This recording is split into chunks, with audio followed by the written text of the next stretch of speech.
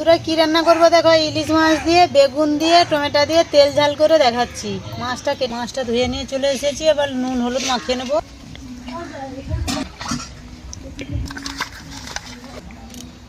কড়া গরম হয়ে গেছে, কড়ার মধ্যে তেল দিয়ে দেবো।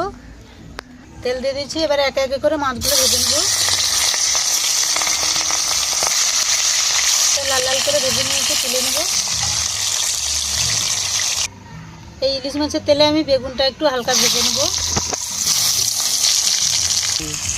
বেগুনটা হালকা করে ভেজে নিয়েছি, এবার তুলে নেব।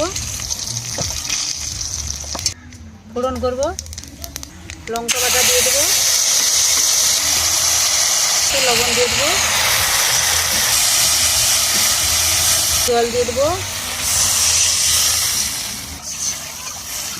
দিয়ে দেবো।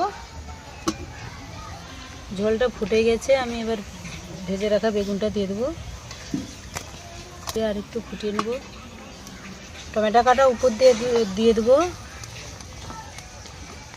এবং উপর দিয়ে টমেটোটা দিচ্ছি, গোটা গোটা থাকলে খেতে টেস্ট লাগবে। ফুটিয়ে নেব। ভেজে রাখা ইলিশ মাছটা দিয়ে দেবো,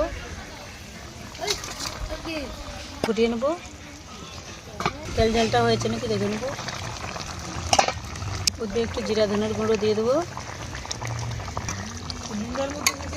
ঢেলে নেবো। বন্ধুরা দেখো, এই বেগুন দিয়ে ইলিশ মাছের তেল ঝাল করেছি। রেসিপিটা কীরকম হয়েছে আপনারা কমেন্ট করে জানাবেন।